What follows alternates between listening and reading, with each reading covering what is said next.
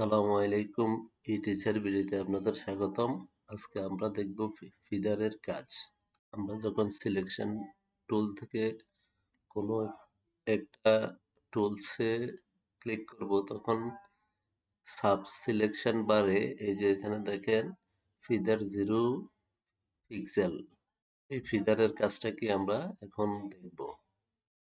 আমরা যখন sub selection থেকে রেক্টেঙ্গুলার মার্কিউ টুল সিলেক্ট করলাম, সিলেক্ট করে একটা স্কোয়ার সিলেকশন করলাম, তারপর অল্টার ডিলিট দিয়ে এটা ফিল করলাম। এখন এটার পজিশন হলো এরকম। আর আমরা যখন এখানে ফিদার দিলাম 20%, 20 পিক্সেল দিয়ে এখন সিলেকশন করব, একটা স্কোয়ার সিলেকশন করে কন্ট্রোল অল্টার ডিলিট দিয়ে ফিল করলাম।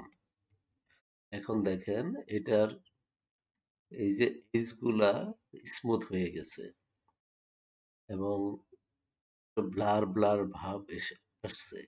সিলেকশনে এরকম ব্লার করে স্মুথ করার জন্য ফিদারটা ইউজ করা হয়। ফিদার যখন ইউজ করব, প্রথমেই আমরা যখন ফিদার ইউজ করব সিলেকশন করার আগেই এখানে ফিদারে নাম্বারটা আমাদেরকে বসাতে হবে।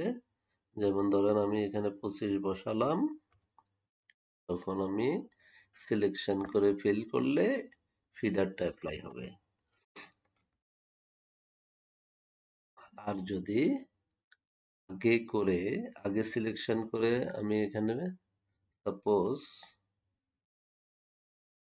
এখানে 0 আছে,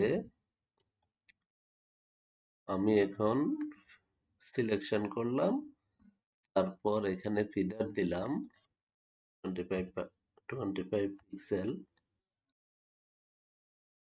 তারপরে কালার অ্যাপ্লাই করলাম।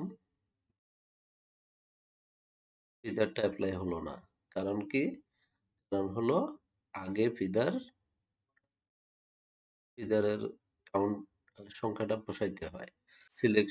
ফিদার না বসাই সেক্ষেত্রেও একটা অপশন আছে, সেটা হলো আমরা যখন সিলেকশন করব, সিলেকশন করে সিলেকশনের উপর রাইট ক্লিক করে এই যে এখানে ফিদারের নাম্বারটা বসাবো 30, এখন আবার ফিল করলে ফিদার অ্যাপ্লাই হবে।